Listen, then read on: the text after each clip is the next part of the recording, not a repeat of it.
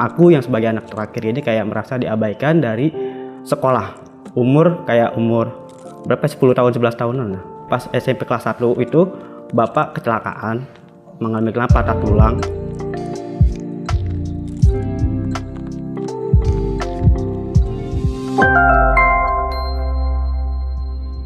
Halo, perkenalkan nama saya Rahmat Priyanto, umur saya 33 tahun. Di sini saya mau bercerita tentang kisah hidup saya, tentang mungkin dibilang broken home juga iya, karena ada ketidakadilan dalam hidup saya bersama keluarga saya.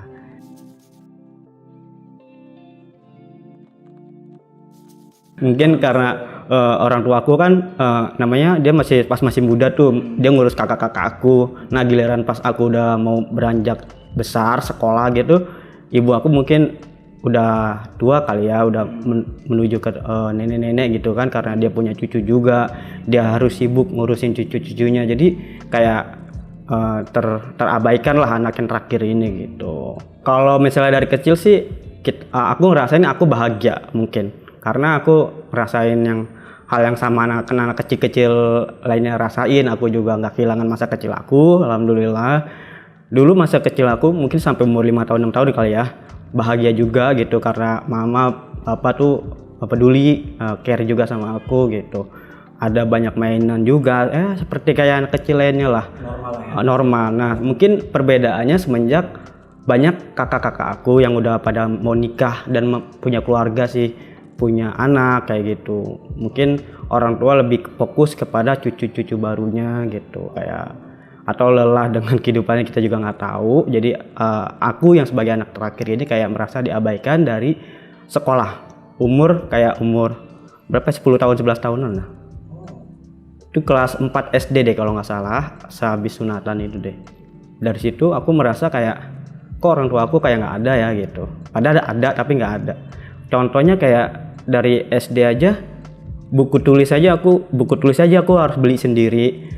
Buku paket aja aku harus beli sendiri, berjuang sendiri, dan itu nggak ada pertanyaan kamu udah punya buku atau belum, kayak gitu. Dari mana sendiri kan nggak pernah coba nanya? Karena waktu aku ngalamin itu, karena aku pasif banget, anaknya pendiam gitu, dan semuanya dipendam sendiri dari kecil gitu. Jadi nggak ada mau protes apa, nggak ada sama sekali.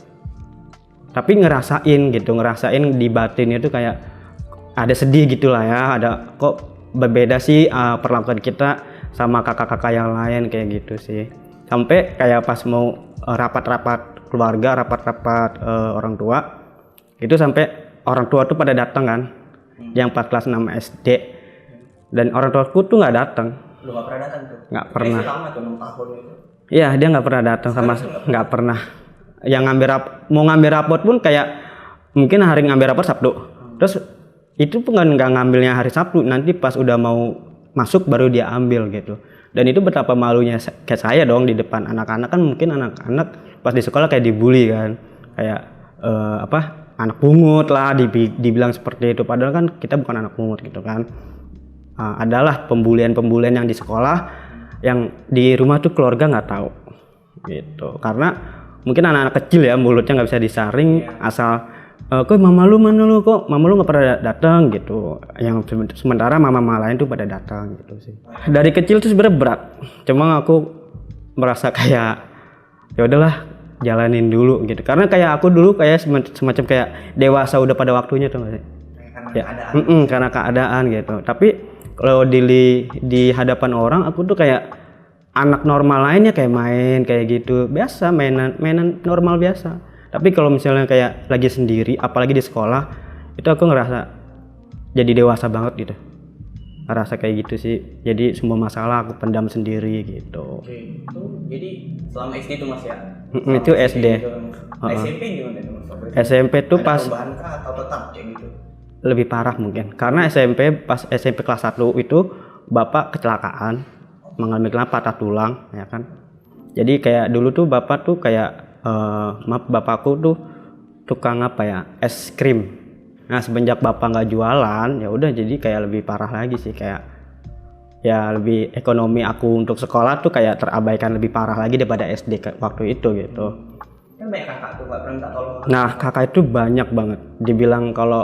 Dibilang kakak nggak mampu, nggak mungkin dong, karena kakak tuh kayak ada kerja yang jadi kontraktor kayak gitu, teknik mesin kayak gitu-gitu. Dibilang cukup lah ibaratnya. Tapi dia memikirkan kehidupan dia sendiri masing-masing gitu. Minta tolong mungkin kayak uang jajan aja kali. Dikasih tapi. Kasih. Itu juga kayak kadang-kadang pernah minta sama bapak kayak, "Pak, uang jajan dong," gitu. Dikasih tapi kayak dikasih kayak harus ngenes gitu loh. Kayak gitu. Ngumul dulu. Ngedumel. Marah-marah. Iya, marah-marah dulu. Padahal kan ya ini kan emang udah namanya anak minta sama bapak ya pada saat itu gitu. Tapi aku ngerasa kayak ya udahlah besok masih minta lagi kayak gitu. Jadi aku jarang minta. Makanya aku nggak pernah minta. Oh ya, karena udah marah-marah itu jadi minta nggak enak. Nggak enak ya. Tapi sedangkan buat kakak-kakak lain gitu kayak beda lah. Kayak dipikirin sekolahnya, abis sekolahnya udah lulus, dipikirin dia mau ngapain, les atau kuliah kayak gitu. Terus bahkan bapak tuh mikirin kayak punya motor atau enggak ya kan. Itu ke kakak aku yang kakak itu yang lain ya.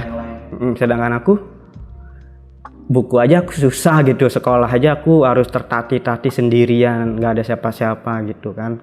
Nah dari SMP itu aku tuh kan kayak SMP kayak sepatu tuh ya, sepatu aku tuh nggak pernah beli, cukup sekali aku beli sampai 3 tahun aku pakai. Oh di situ Mas. Dan 3 tahun itu tahu sendiri dong, sepatu udah 3 tahun tuh udah pasti kayak udah bladus, sudah sobek atau gimana. Tapi aku nggak mau ngomong kalau aku ini susah loh, aku ini sedih loh, aku ini terpuruk loh di sekolah, di depan keluarga, terutama di depan keluarga. Aku nggak mau kayak gitu. Aku bilang seolah-olah aku baik-baik aja dan nggak ada masalah, kayak normal biasa aja, kayak ya mungkin aku kayak pinter sandiwara kali ya di depan semua orang gitu, kayak pakai topeng aja. Padahal aku tuh kayak udah ya tertati, hancur, berantakan di dalam diri aku, mungkin kayak depresi juga mungkin pada saat itu. Nah setiap pagi aku tuh selalu cuci sepatu aku pakai air, dan nggak boleh ada yang tahu aku nyuci sepatu bukan nyuci ya, kayak air tuh aku ambil, aku lap-lap gitu loh biar bersih dikit. Karena apa? Iya, karena apa? Karena itu aku di sekolah dibully, dikatain gembel lah sama teman-teman gitu. Adalah sebagian yang ngatain gembel karena pas upacara itu kan sepatunya belereng dong. Iya, nampak dong. Nah itu kan ada aja lah anak-anak yang mulutnya tajam lah yang ngatain gembel kayak gitu. Terus ada juga kan mungkin di SD aku dikatain kayak anak pungut kayak gitu ya. Di SMP pun ada aja anak yang ngomong kayak gitu. Oh, masih ada bekas ya? Ada yang mulut yang apa? Yang mulut bilang katanya aku anak pungut gitu, karena perhatian secara nggak langsung ya sama teman-teman ya, kayak mak yang lain kan pada datang tuh, kayak mak aku jarang, ibu aku tuh jarang datang, orang tua aku jarang datang. Pernah mungkin sekali 2 kali aja, pokoknya jarang datang. Kan SMP kan harusnya banyak datang, kayak rapat, ujian apa-apa kan banyak yang datang. Ini enggak. Jadi teman-teman aku tuh mungkin ada perhatian kali ya, mungkin kok dia bapaknya nggak datang, bapak lu mana lu nggak datang, lu bapak lu mana nggak datang kayak gitu, mama lu mana nggak datang kayak gitu. Ngambil rapot juga sama lah seperti kayak SD itu, jarang diambil pas hari waktunya. Ngambil tuh kalau udah mau masuk baru diambil, kayak males-malesan gitu. Pernah kayak aku diomelin di sekolah, kamu mana ibunya nggak datang gini. Pas sudah sampai rumah aku pikir ibu sibuk kan, ternyata ya ibu tiduran. Karena konflik SMP itu ya, aku banyak utang di sekolah yang sampai SPP gak bayar berapa bulan, uang olahraga, uang ini dikumpul-kumpul adalah boleh sebut nominal ya. Oke, 600.000. Nah terus setelah itu aku masuk SMA, udah kelas 3 SMP nih, masuk SMA. Nah orang-orang tuh pada bilang, lu sekolah di mana sih, sedangkan aku pas datang ke rumah itu masing-masing gitu, aku nggak tahu nih aku mau sekolah di mana gitu kan. Akhirnya aku ada uang formulir dikasih salah satu abang aku 50.000, udah sekolah di Jakarta Barat lah, sekolah swasta karena negeri nggak mungkin dong. Udah aku dapet yang swasta yang murah di Jakarta daerah situ, Jakarta Barat. Aku daftar juga, udah masuk. Daftar sendiri dong? Sama bapak. Sama bapak juga. Tapi ya antar-antar aja gitu kan. Udah masuk kelas 1, pas mau berapa bulan, 3 bulan masuk itu ijazah harus dikembalikan, ijazah SMP. Nah ijazah SMP itu karena aku ada utang akhirnya ya udah aku keluar dari sekolah, dapat panggilan sekolah panggilan surat surat Surat orang panggilan, tua, surat panggilan orang tua, karena karena aku pikir aku ngasih surat ini juga percuma juga gitu buat orang tua aku gitu kan, karena dia juga nggak ada respect apa-apa, nggak ada respon apa-apa pastinya gitu. Dan bener aku coba dulu kan, dan ya udah dia pasrah aja gitu. Pertama SPP kurang di sekolah itu, kedua harus ngambil ijazahnya, dan ijazahnya juga orang tua aku tahu kalau aku di SMP tuh ada utang segitu. Bagi sebenarnya uang 600 sebenarnya dibilang susah kan, nggak susah amat dong, abangnya juga banyak, orang tuanya kumpul semua. Kalau normal kita kan sekarang ya saya pikir bisa lah gitu kan, tapi karena nggak ada kepedulian, nggak ada cinta kasih mereka kepada saya, akhirnya ya udah saya juga udah capek gitu, ya udahlah pasrah aja. Selama itu udah seminggu saya tunggu, 2 minggu saya tunggu, 3 minggu saya tunggu, nggak ada tuh respon yang dimana lu sekolah nggak sih gitu, lu mau jadi apa sih, kayak gitu nggak ada. Tapi berjalan hidupnya berjalan normal kayak nggak ada masalah, keluarga kita itu gitu. Keluarga masing-masing aja lah ngapain kerjaan sini. iya, kayak gitu aja. Terus selama 3 tahun saya pikir saya nggak sekolah, akhirnya saya main komputer terus kan, ya main komputer terus. Saya nggak berani keluar karena saya depresi, saya pemalu banget pada saat itu. Bahkan keluar rumah pun saya jarang selama 3 tahun. Ketemu teman-teman yang dari SD SMP pun saya nggak mau ketemuin lagi. Pernah ada yang samperin kawan lama aku yang dekat banget itu, aku yang menghindar, kayak gimana ya, mungkin kayak depresi atau apa ya disebutnya ya, mengurung diri, memisahkan diri dari lingkungan gitu. Tapi orang tua aku tuh nggak tahu kalau sebenarnya kalau aku tuh, kalau sekarang ya dibilangnya mental health gitu lah ya. Kalau sekarang kan udah tahu, kalau dulu kan nggak tahu tuh apa yang aku rasain gitu. Depresi aja, Depresi. Cuma karena waktu itu aku mainnya komputer, aku tuh suka nulis di note gitu loh. Tapi nggak ada yang tahu tuh note isinya apa. Tapi sekarang udah ada pun. Tahu pas aku hijrah di SMA Aceh itu. Mas pindah ke Aceh? Pindah ke Aceh karena 3 tahun aku nggak sekolah, drop out. Dan teman-teman aku udah kelas 3, udah lulus SMA.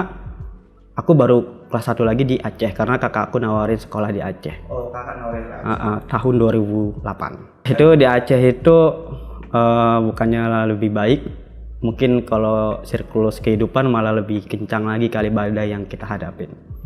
Gitu. Karena pertama udah jauh dari orang tua. Tetaplah bagaimanapun orang tua ya tetap Allah orang tua kita, tetap kita punya cinta kasih sama dia juga ya kan. Dan kehilangan juga orang tua pada saat itu. Dan pas di Aceh itu udah sedih kehilangan orang tua, jauh dari orang tua, dan di sana itu kayak kurang apa ya? Ya kurang dibilang bahagia, ya nggak bahagia sama sekali gitu, karena di sana hidup harus ngikutin aturan apa yang harusnya udah diatur sama yang saya tumpangin, itu kakak saya dan abang ipar saya. Abang aku tuh orangnya kayak temperamen tinggi banget, terus ambisius juga, orangnya dia keras gitu. Apa yang harus dia ajarkan, apa yang harus dia mau, itu harus sesuai dengan dia. Jadi kita kayak di-push gitulah. Lo harus kuat ya gitu. Mungkin satu sisi bener lah ya ngedidik kita, tapi satu sisi lagi kayak dengan dia tuh kayak keras gitulah. Mungkin saya yang belum siap atau kayak gimana, saya nggak tahu. Tapi sih lebih kepada kayak bulinya juga banyak banget gitu, pembulian dari dia gitu. Gimana itu contoh bulinya? Kayak hari ketiga saya di sana, saya kan emang namanya belum pernah kerja tukang bangunan dong kan namanya. Mas belum kerja tukang bangunan? Iya, kerja kuli lah, katakan kasarnya kuli gitu kan, kayak tuh ngaduk semen, dan kita kurang lihai gitu ya. Terus dia tuh sampai ketawa-tawa di temannya, terus kita dikelilingin gitu lah, dikelilingin sama teman-temannya 5 orang gitu. Dia ketawa-tawa dengan suara besarnya, dia bilang anak manja lah, bencong lah, kayak gitu kan, merasa terhina dong sebagai lelaki ya kan. Dan itu bukan sekali, dan dia melakukan itu berkali-kali. Dan bukan hari, aku pikir aku bertahan nih selama berapa ya, selama seminggu nih kayak begini, mungkin besok nggak lagi. Dan ternyata makin hari, makin minggu, makin bulan, itu kerjaan makin banyak aja yang dia kasih. Jadi kayak ada kan, kalau nyapu, ngepel itu udah pasti. Nyuci piring itu udah pasti. Habis nyuci piring pagi itu sekolah pulang, saya kan ada sapi, nyari rumput sore-sore. Nah, dan di tengah-tengah itu tuh kayak ada aja gitu, kayak bikin garasi mobil, terus bikin warung, terus ngecat seng, kayak ada aja, terus ngambil kayu di laut. Pokoknya selama 3 tahun itu aku pikir aku nggak pernah ngerasa istirahat, bahkan puasa pun ada aja yang dikerjain, kayak ngecat rumah. Sebenarnya kerjaan itu sih bagi aku nggak masalah ya, karena biasa aja gitu kalau kerjaan itu. Yang masalah adalah perlakuan dia dan cara nyuruh dia yang kurang enak di hati, ngomongnya gitu dengan bahasa yang kasar kayak gitu. Tiap hari itu ada aja lah tekanan-tekanan yang menyakitkan di hati tuh. Sementara kan posisi saya di situ sekolah, saya harus lulus nih, gua harus lulus dulu nih gitu. Percuma dong gua udah jauh-jauh ke Aceh nggak bawa apa-apa, malu kan. Sementara di sana juga tahu sendiri, keluarga juga begitu, kurang peduli juga. Akhirnya saya bertahan lah selama di Aceh itu selama 3 tahun. Alhamdulillahnya saya punya sahabat-sahabat yang baik, teman-teman yang baik yang peduli sama saya. Di sana saya lebih baik lah daripada di Jakarta ya, karena Jakarta saya kurang keluar gitu, nggak banyak cerita sama orang. Tapi ketika saya di Aceh, saya banyak cerita sama orang gitu. Jadi support sistemnya kawan-kawan. Ada support sistem kawan-kawan, terus ada orang tua angkat juga yang kayak mengayomi gitu. Dan saya juga sempat kabur-kaburan juga di sana gitu. Iya, karena saya merasa stres. Kabur mana? Secara kan gini ya, secara kan kayak, idih gue malas pulang. Di pulang tuh pasti gue domelin tuh, pasti gue dikatain, pasti gue dihina, pasti gue begini. Jadi kayak begitulah, setiap hari kayak merasa dihantui gitu ya. Akhirnya udah mau nyampe rumah, aku balik lagi ke arah kayak hulu gitu kan. Di sana kayak hulu, terus ke arah pantai, ada hutan-hutan, masukin, nggak tahu mau kemana. Ikutin aja jalannya.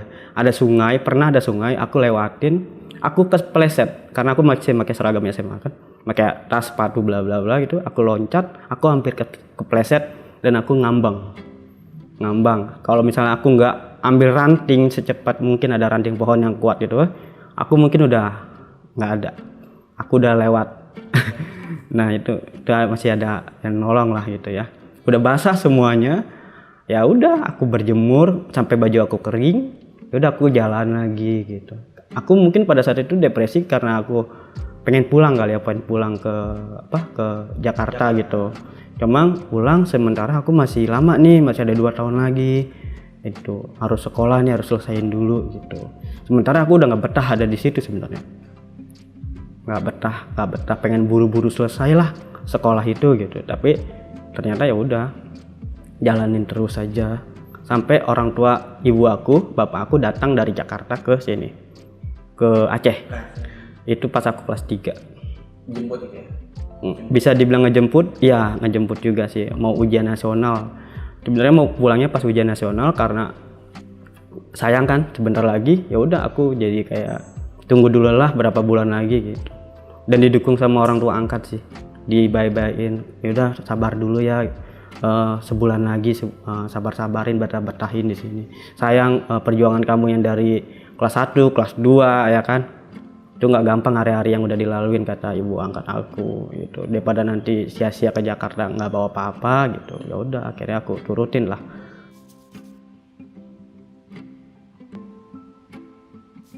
Kalau ibu sih step by step agak-agak berubah dikit ya kalau ibu. Kalau bapak aku masih ngerasa, sampai sekarang pun aku masih ngerasa flat, nggak ada rasa.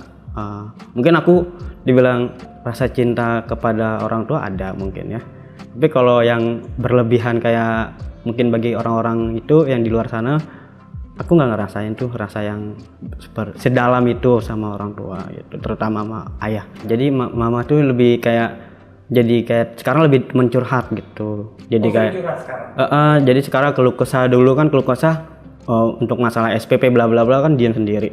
Kalau sekarang lebih kayak mana nih aku dapat kerjaan ini gitu, gimana ya ngekosnya, gimana ya bayarnya, kayak gitu-gitu. Udah menjalin hubungan lah.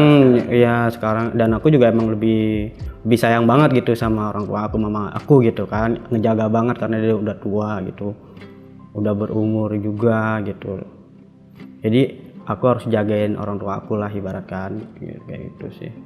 Dan kan sekarang kan kayak aku ini kayak kerja juga udah pada susah dong karena covid. Aku akhirnya kena pemecatan, ya udah bingung nggak tahu mau ngapain lagi. Jadi teman curhat ya mama itu gitu.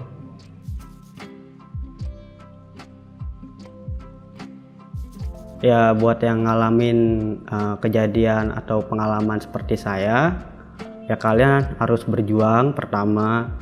Terus kalian juga harus ngomong sama orang tua kalian masing-masing, keluarga masing-masing. Jangan dipendam, apa yang mau kalian sampaikan, apa yang kalian rasain itu dibilangin gitu. Kalau emang keluarga kalian gak adil, coba bilang dulu ke mereka, mah, pa, mama kenapa begini, papa kenapa gini, kakak kenapa begini begitu. Jadi kita biar tahu dulu tuh jawaban dia apa. Jangan diam kita pendam, ya kayaknya kita nggak bakal bisa ngadepin itu semua deh gitu. Pasti cepat atau lambat boom itu akan pecah sendiri gitu. Daripada nanti kalian yang ngerasa di hari udah besar, udah dewasa, kalian merasa kayak tersisihkan, lebih baik ngomong dari awal dulu. Nah kalau emang udah ngomong tapi dia masih nggak ada perubahan, ya udah kalian tetap berjuang, semangat. Apalagi buat yang sekolahnya yang masih tertatih, kalian harus berjuang, kalian punya cita-cita, kalian punya mimpi, itu kejar, pasti bisa. Alhamdulillah apa yang saya mau kalau dipikir-pikir semua udah tercapai. Contoh saya dulu pengen kuliah di hukum, saya juga sempat kuliah pada saat itu meskipun saya nggak sampai lulus, karena itu juga nggak ada dukungan juga dari orang tua, lagi dari orang tua, kata-kata yang sedikit tapi ngebuat saya down.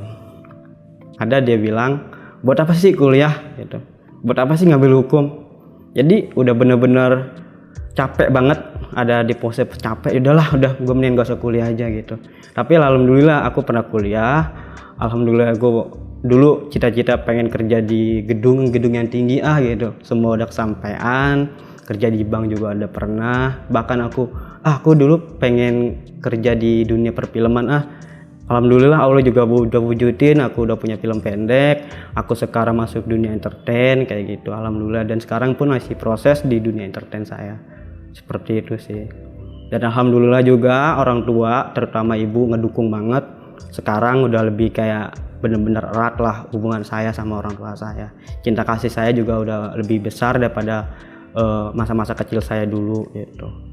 Nggak masa kecil sih, masa transisi dari kecil ke dewasa sih. Kalau masa kecil aku udah cukup bahagia sih sebenarnya, karena masa kecil aku nggak hilang. Mama papa tuh bener-bener peduli, care, karena tiap minggu tiap bulan saya dimanja banget, dibeliin mainan, dibeliin ke pasar, apapun yang saya mau dibeliin. Kalau waktu masih kecil, mungkin entah apa yang ngebuat dia seperti itu saya nggak tahu. Saya juga mungkin dia lelah, capek dengan hidup yang saya nggak tahu gitu. Mungkin itu kali impactnya, jadi dia seperti itu ke saya. Dan bagaimanapun orang tua kita, dia tetap orang tua kita, nggak boleh dibenci, nggak boleh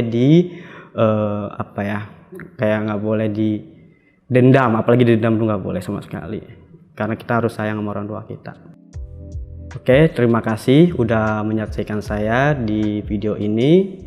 Jangan lupa di komen, like, dan subscribe. Oke, bye, assalamualaikum.